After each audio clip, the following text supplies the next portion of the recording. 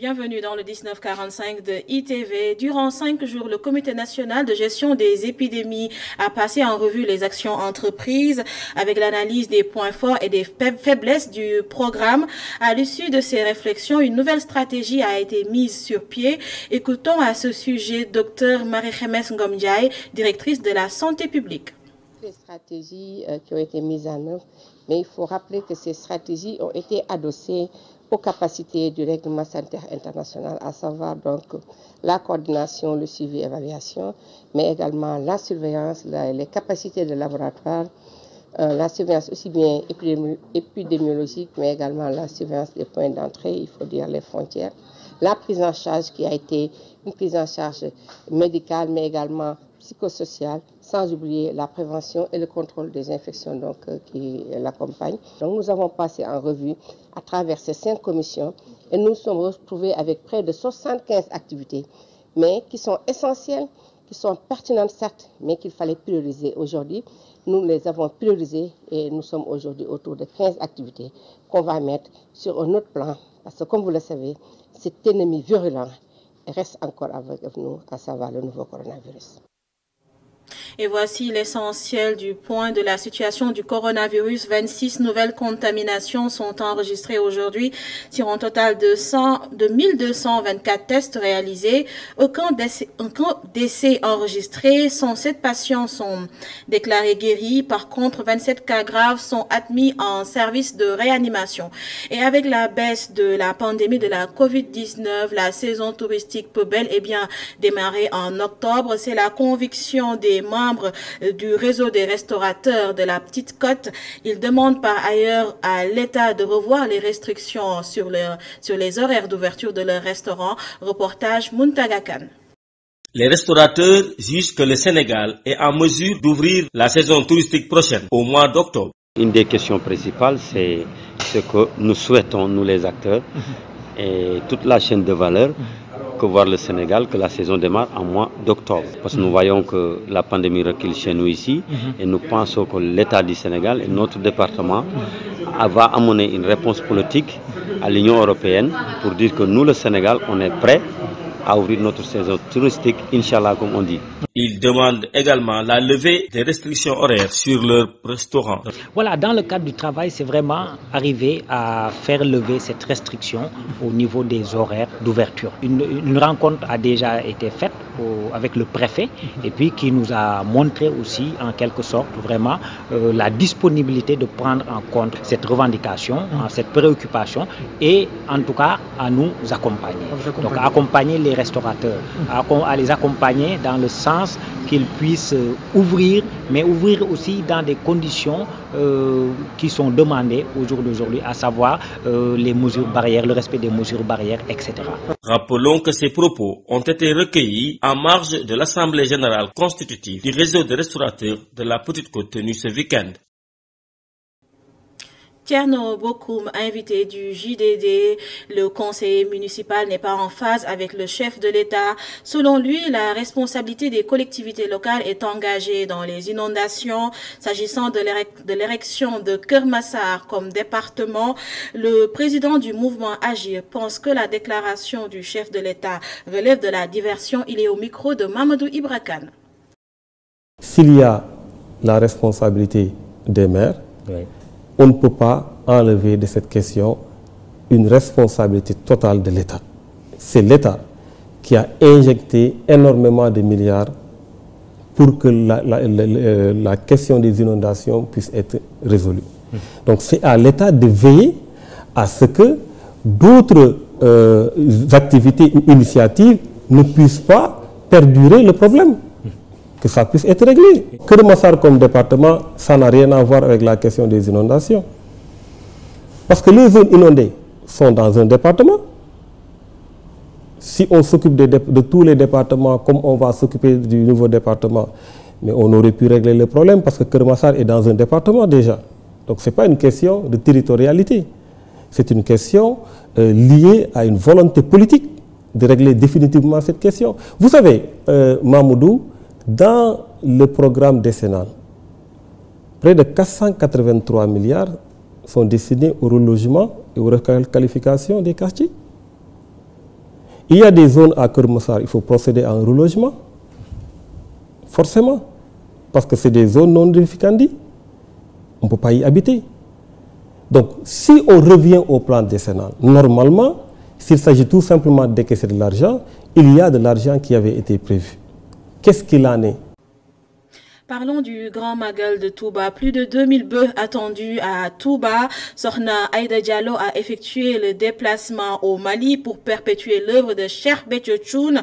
À l'occasion du premier safar, elle a offert un bernet à tous les occupants du fora de Niamana, près de Bamako. Reportage El Hadj Ndour, Khalifa Diakhaté.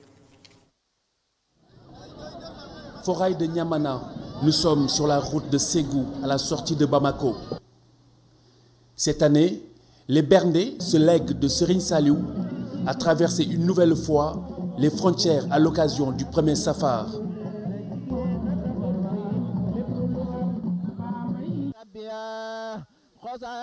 Sokhna Aïda Diallo, même loin des terres de Serigne Touba, ne s'est pas autorisée à ne pas perpétuer l'action de grâce tel que l'aurait voulu son guide et défunt mari, Cheikh Béthio Thioune, sur recommandation de Serigne Saliou Mbacké. Des kilomètres pour perpétuer l'œuvre du Cheikh, une tradition qui n'est que la réponse à la volonté de Serigne Touba de rendre grâce à Allah subhanahu wa ta'ala. Tout cela renvoie à Serigne Touba. Pour ce qui est du nombre, on a entamé les chargements en prenant en compte la durée du voyage pour ne pas fatiguer les bêtes. Nous veillons à ne pas les épuiser jusqu'à destination.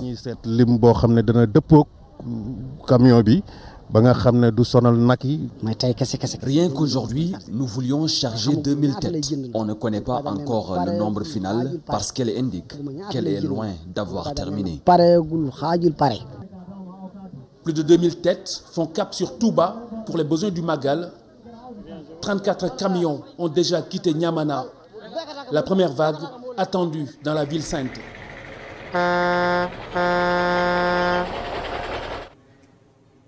À Dakar, la sobriété est le maître mot à Massalikul Jinan suite aux recommandations du Khalife général des Mourides et vu la situation actuelle du pays. Toutefois, les talibés s'activent à la lecture du Saint-Coran et des Khassaïd de Bamba pour camper le 18 Safar. Un reportage de Aminata Fall. Mosquée Massalikul Jinan, les disciples mourides vont célébrer le Safar dans la sobriété. Vous savez, les mourides préparent Safar avec beaucoup d'engagement. Mais cette année-ci, avec le coronavirus, nous n'avons pas encore démarré les activités comme le Berndel et autres.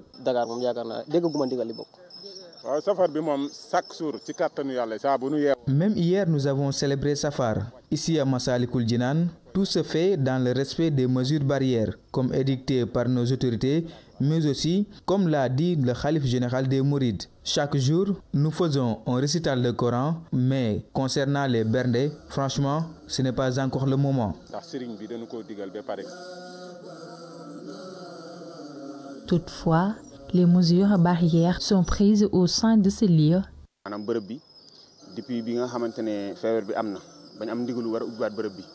Toutes les mesures barrières sont prises dans ce lieu depuis le début du coronavirus. Quand les talibés viennent, nous leur donnons du gel hydroalcoolique. Concernant ceux qui viennent sans masque, nous leur donnons des masques ou même quand ils viennent et ne le portent pas, nous leur demandons tout simplement de le faire. Cette femme voilée est venue visiter les lieux. C'est ici qu'elle compte célébrer le Safar. Inch'Allah, cette année-ci, on compte bien venir à Massalikul Jinan autant de fois qu'on le pourra. Parce que vraiment, on tient à montrer à tout le monde ce que Cheikh Ahmadou Bamba a fait pour l'islam, a fait pour tout le monde. On tient à faire le Safar, les 17 premiers jours et le jour du Magal aussi. On va faire du Berndé, comme on l'appelle communément. On va faire du récital coranique, des Hassides. À cause de la pandémie de la Covid-19, la préparation du Grand Magal de Touba se déroule autrement. Les disciples attendent toujours les consignes du Khalife général des Mourides avant de démarrer les activités comme les années précédentes.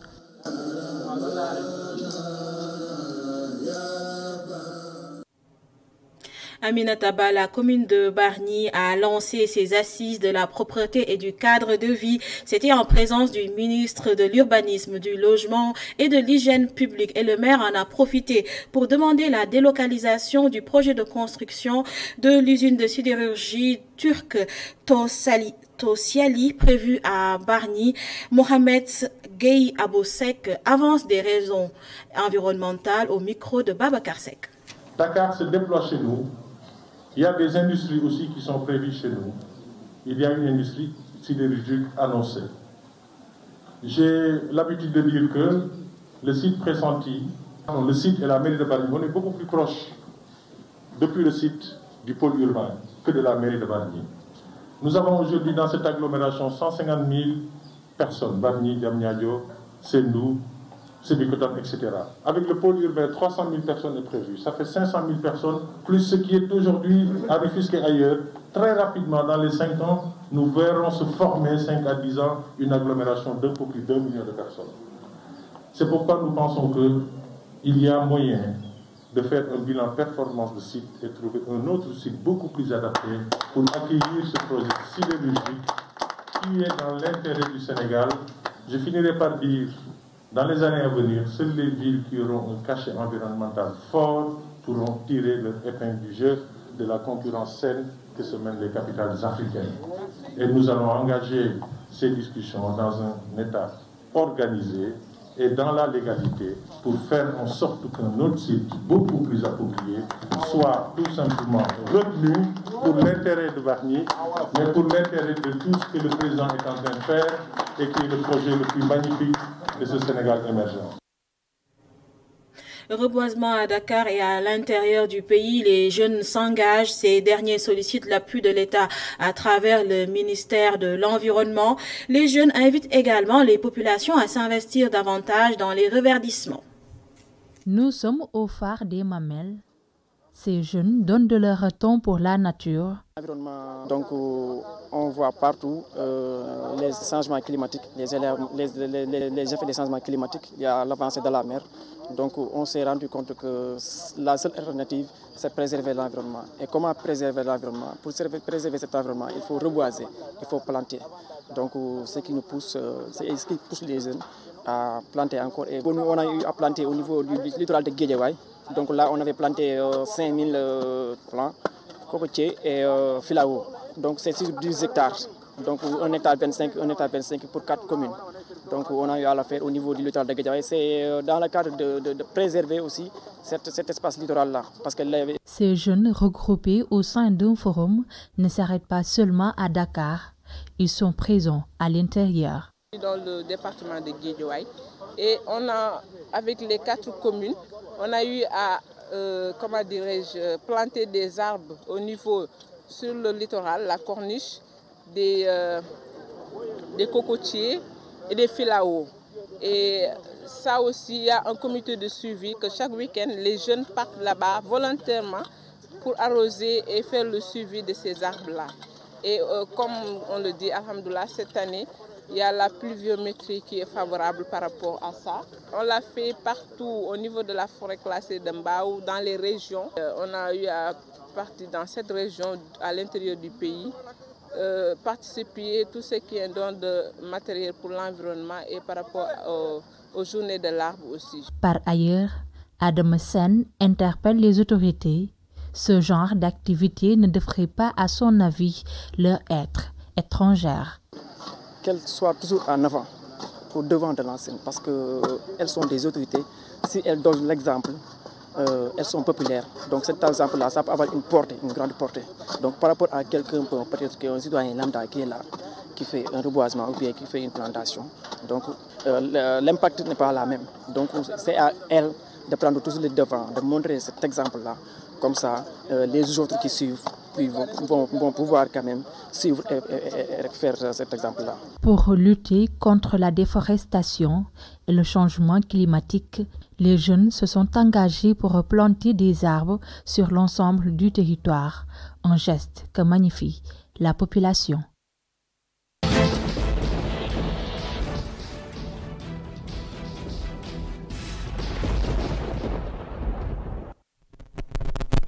Symbole de vie, les arbres offrent le confort de leur ombre, redonnent de la vie aux terres stériles face à la désertification. Beaucoup de campagnes de plantation d'arbres se multiplient partout dans le monde, mais pourquoi reboiser?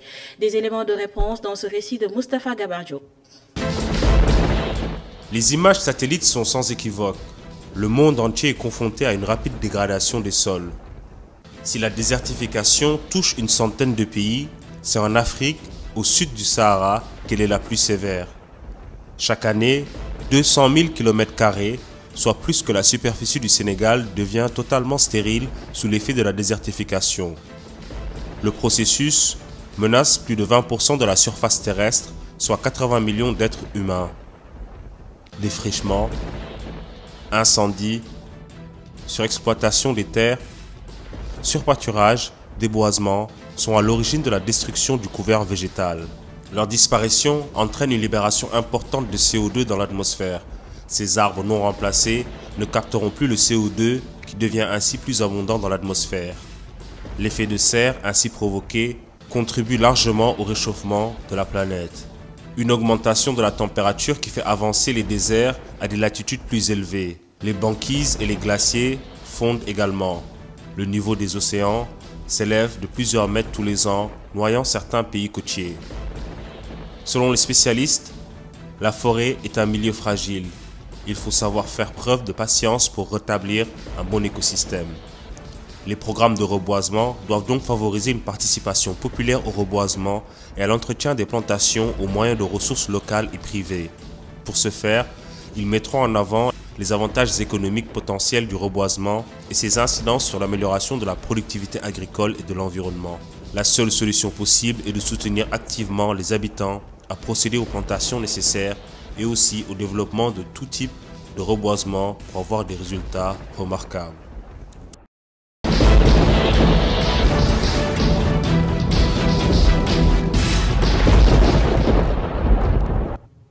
Merci d'avoir suivi ce bulletin d'information. Demain, vous serez avec Adama Anouchkaba pour le 1945. Je vous souhaite de passer une belle semaine et vous laisse en compagnie de Mamadou Ibrakan pour la suite de la totale du dimanche.